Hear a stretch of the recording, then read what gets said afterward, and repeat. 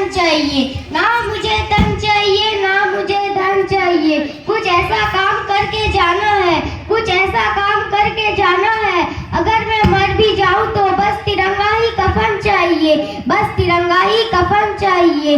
सामान्य सभापति महोदय, पूज्य गुरुजी गुरुमा वृंद, उपस्थित मोर छोट और बड़ भाई भौणी माने, मते आज किछि कहिबार सुजोग मिलिथिबारु मु निजकु धन्य मन करूअछि। आज आमे आम देशर 79तम स्वाधीनता दिवस पालन करूछे।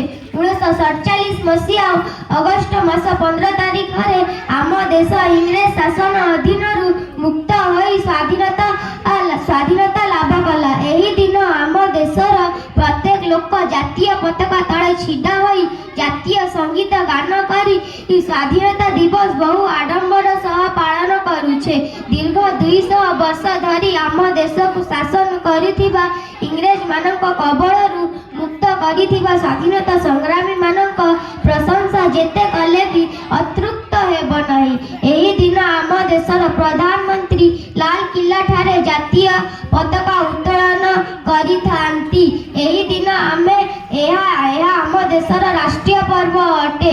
यह आम देशर राष्ट्रीय पर्व अटे। 1947 मसीहा अगस्ट मास 15 तारिख रे प्रथम थर भारतर प्रथम प्रधानमंत्री पंडित जवाहरलाल नेहरू आमर जातीय पताका उत्तोलन करिथांती।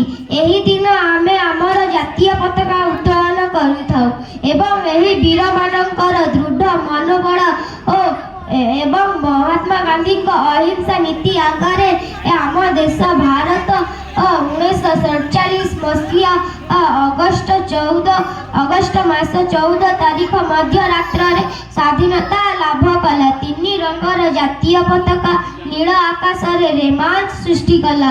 आमे समस्ते सेमानक बलिदान जोगु शांतिपूर्ण जीवन यापन करि पारुछे। आमे एतिकी भाग्यवान जे मुक्त आकाशरे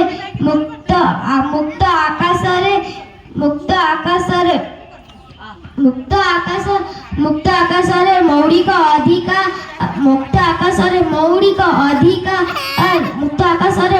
अधिकार नहीं बंची पारुछे। मु एतिकी कही मोर वक्तव्य शेष करूछि। जय हिंद।